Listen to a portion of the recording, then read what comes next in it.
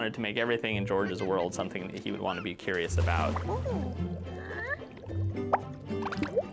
I always felt like if you reached into the Curious George books and touched anything in the world, nothing would hurt you. Everything had just a little bit of a softness to it.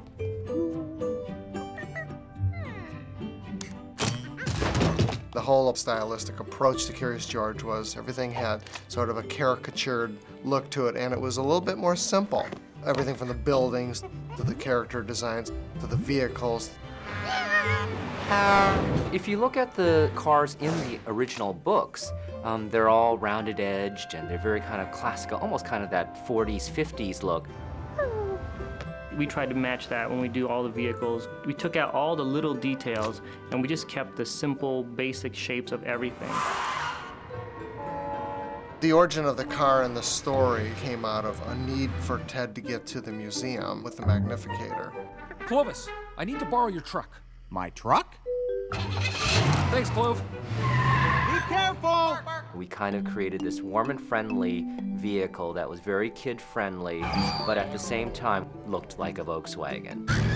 You don't have to go very far to make a Volkswagen fit into the Curious George world because it had such a Curious George feel. So Volkswagen was actually a pretty natural fit for us. Before they even partnered up with us, we had actually designed some Volkswagens into the background cars in our film already. And then we took the designs that they gave us, which was of a real car, and we tried to kind of simplify them and make them fit into the Curious George world while still being that car. Oh, yeah?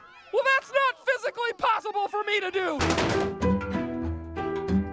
Dave Lee, our prop designer, did a drawing of what the Curious George version of the car would look like. And he took a real car and made it a little bit softer, a little bit rounder.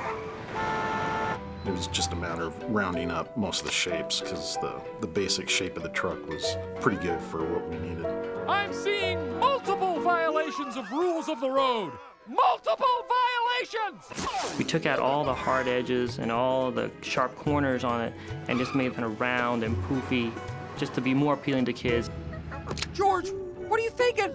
Tighten your seatbelt. Take a look at the interior of our vehicle, and it's very kid-friendly. There's a big steering wheel. All the dials and all the numbers and all the text that would normally be in the interior of a car, we had to dramatically remove that to keep it just really simple and clear and clean. There are lines painted on the street for a reason! We wanted to give the vehicle personality. So if you kind of look at the vehicle closely, you'll notice that the headlights and the grille kind of look like a face. Most of the things in the film that George would be curious about, I tried to make either red or yellow or some sort of a bright, happy colors. And I think the nice thing was choosing a red car. We wanted Ted's car to stand out in the long shots. When you're in a busy cityscape, there's a lot of things to look at.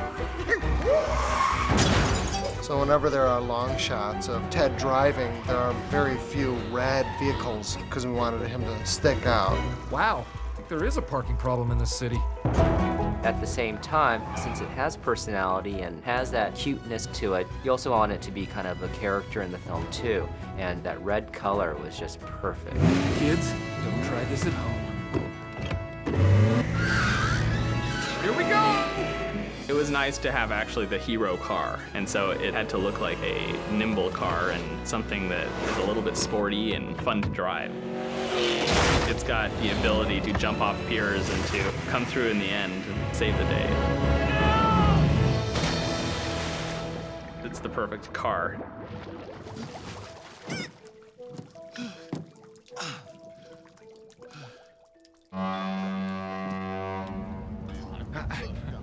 Excuse me.